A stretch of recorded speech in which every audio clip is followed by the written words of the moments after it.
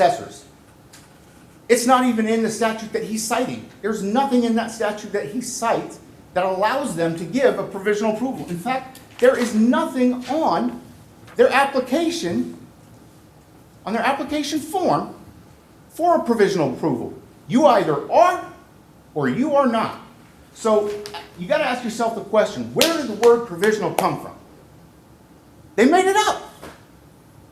They made it up because after 10 years, when we were in dire straits as a family and trying to figure out why, when we look at Zillow, we're paying $16,000 a year in taxes and our neighbors are paying $4,000.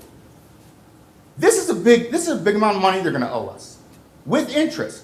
And they asked the question, how many years are allowed? Let me tell you what the IRS just did. 8 years ago, an issue from 8 years ago that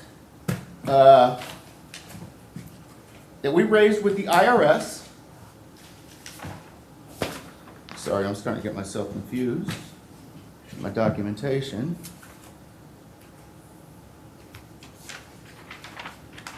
In 2025, we received a check, and I've highlighted this for you, for $62,000, which includes interest of $6,220.78 for a 2016-17 issue where we overpaid taxes and they owed us money. So he asked the question, how many years? It's common sense. You're holding money you're not entitled to. You need to return it. You have no right to the money in any scenario, legally, lawfully, equitable. You can't use this application as a sword and then hide behind an income tax statute as a shield. You can't do it. That's all I have for you guys. Okay.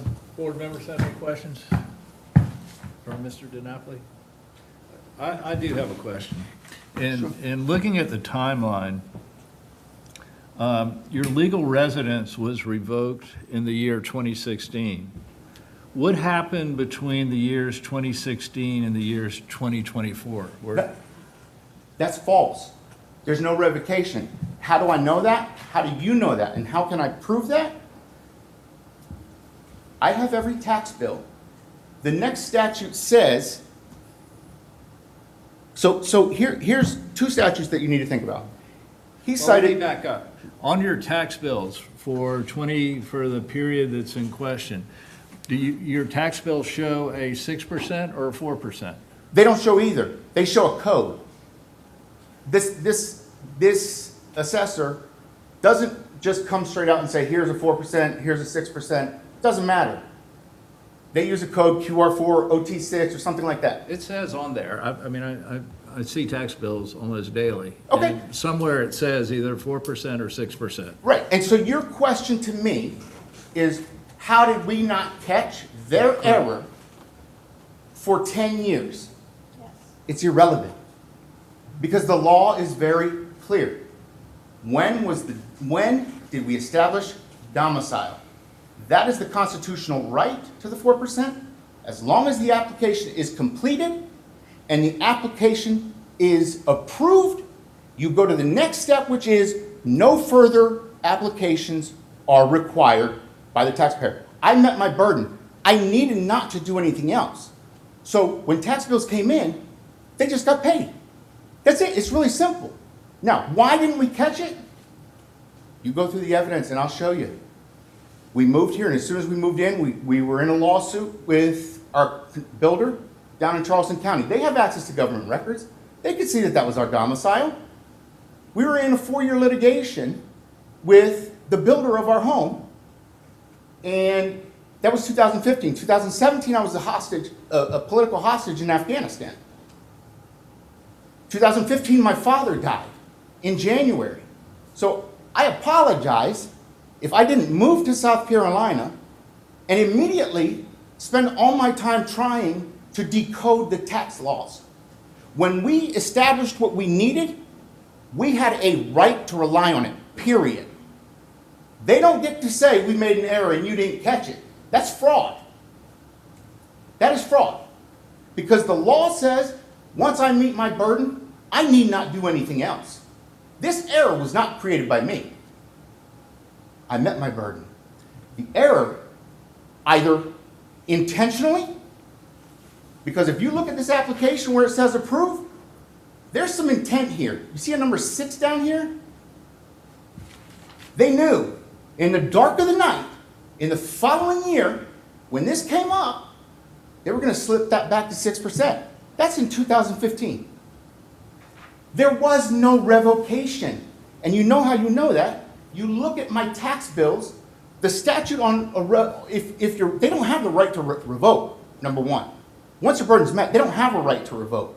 The only time a 4% ceases to exist is if the use of the property changes or a title, a sale, or whatever.